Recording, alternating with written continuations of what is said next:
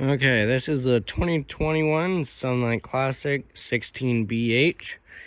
Up front you have your tongue jack, crank it up and down, your 7-way and chains and breakaway cable. The breakaway cable you hook next to your chains, just in case it comes off for some reason. Then the pin will come out and lock up the brakes, so it's just like an emergency brake. Then you have your propane tanks. So this cover just these knobs you can loosen, and then this opens up and you have access to your tanks. Turn them on. Then your regulator right here is an auto changeover regulator, and there is a little switch inside.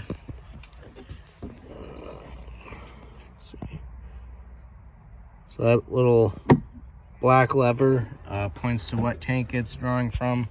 You can have them both on, but it'll only draw from one tank. And then if that tank it's pointing to goes empty, it'll automatically change over to the other tank. So that's why it's called the auto changeover regulator. Then you have 12-volt battery up here. Then moving down, you have your water hookup. So your freshwater tank right here. Just put your hose in there and it'll fill up. And the drain for that is underneath right here, and there's a little plug that screws excuse me, there's a little plug that screws into there, so the water stays in. Then you have your city water connection. With that you'll need a brass pressure regulator that just maintains the pressure of the water. At campgrounds sometimes there's not enough pressure, so it'll keep the pressure up, and also make sure your lines won't blow out. Then you have your storage compartment here, decent size, and your freshwater tanks right there, so you can always check to see how full your water is. But there's also a monitor panel to check that inside. Then you have stabilizer jacks. You have 2 in the front, 2 in the back on each corner. Get the unit level, put blocks under their tires for side-to-side leveling. Once you unhook, use the front tongue jack to level it front to back. Then crank down the stabilizer jacks till they hit the ground, or if you have blocks underneath. Once they're touching, give it 1/2 to 3/4 of a crank just to put a little pressure on it. You don't want to try and lift up the unit. Then you have your water heater right here. In this one, I believe is gas only. So this is the plug for it, and it just screws in right there. And this is the plug for the freshwater tank. For this, the switch is inside. And all you have to do is just flip the switch on, and it'll light right up. Down further, you have your cable hookups right here. So you can hook up the part cables, or if you have a small little satellite dish, you can hook it up there. You have an outside shower here that's just hot and cold water to rinse things off outside. Then next to that you have a black tank flush.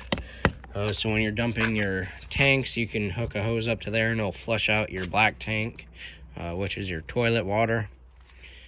Right here, this is your sewer outlet. So this little cover unscrews, hook your hose up to there, put the other end in the campground sewer or the dump station. So the gray handle is your gray tank, which is your sink and shower water, and the black handle is your black tank, which is your toilet water. We recommend you pull your black tank first. Once that's empty, close it, then pull the gray tank. Then it will flush out your sewer hose for you, so it doesn't leave a mess.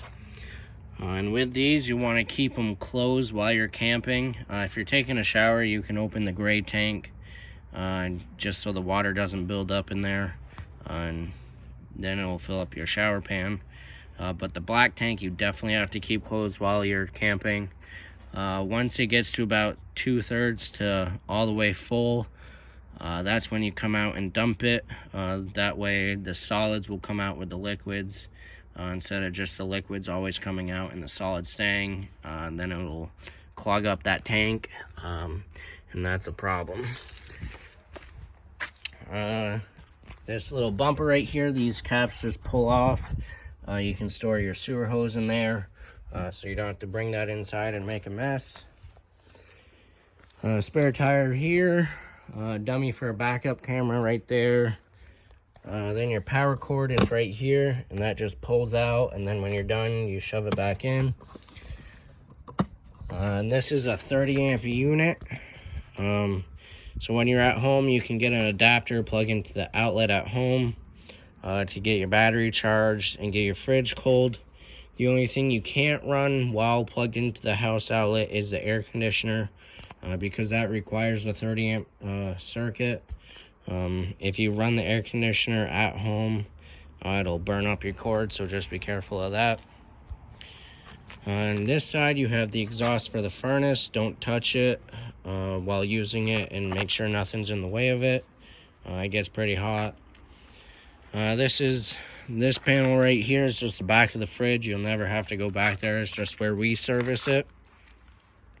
Then you got some outside speakers, and then some outside outlets right here. And then the other side of your front storage compartment.